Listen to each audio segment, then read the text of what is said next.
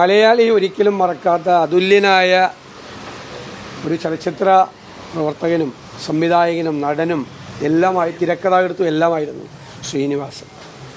എനിക്ക് അപൂർവമായൊരു അനുഭവം ഉണ്ടായി. ഇന്നലെ മാധ്യമങ്ങളെ കാണുന്ന സമയത്ത് അദ്ദേഹം മുൻകൂട്ടി കണ്ട ചില കാര്യങ്ങൾ, അദ്ദേഹത്തിൻ്റെ ചിത്രത്തിൽ അദ്ദേഹം പറഞ്ഞ ചില കാര്യങ്ങളെക്കുറിച്ച് ഞാൻ ഇന്നലെ സൂചിപ്പിക്കുകയുണ്ടായി. ഇന്നലെ രാവിലെ ഞാൻ അദ്ദേഹത്തിനൊരു സെല്യൂട്ട് നൽകുകയും ചെയ്തു, ശ്രീനിവാസന്. ഇന്നലെ വൈകുന്നേരമാണ് ഞാൻ എറണാകുളത്ത് തിരിച്ചെത്തിയത്. ഞാൻ ഉടനെ തന്നെ അദ്ദേഹത്തെ കാണണം എന്ന് ആഗ്രഹിച്ചിരിക്കുമ്പോഴാണ് അദ്ദേഹത്തിൻ്റെ മരണവാർത്ത അറിയുന്നത്.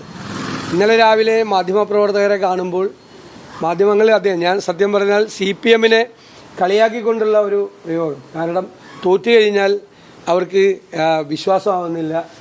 തോൽപ്പിക്കാൻ എളുപ്പമാണ് നമുക്ക്, പക്ഷേ തോറ്റുവെന്ന് അവരെ വിശ്വസിപ്പിക്കാനാണ് ബുദ്ധിമുട്ട്. അവർ നടത്തുന്ന താത്വികമായ വിശകലനം, ശങ്കരാടിച്ചേട്ടൻ്റെ കഥാപാത്രത്തിലൂടെ ശ്രീനിവാസൻ അവതരിപ്പിച്ച കഥാപാത്രത്തെ ഓർത്തുകൊണ്ടാണ് ഞാൻ ഇന്നലെ ശ്രീനിവാസനൊരു ബിഗ് സല്യൂട്ട് ആ മാധ്യമപ്രവർത്തകരുമായി സംസാരിച്ചപ്പോൾ ഉണ്ടായി. സത്യത്തിൽ എത്ര കാലത്തിൻ്റെ മുൻപേ നടന്ന ആളാണ് അദ്ദേഹം. സരസമായ വാക്കുകളിലൂടെ, സംഭാഷണങ്ങളിലൂടെ ഒരുപാട് സാമൂഹ്യ യാഥാർത്ഥ്യങ്ങളെ നമുക്ക് ബോധ്യപ്പെടുത്തിയിട്ടുള്ള ഒരാളാണ്.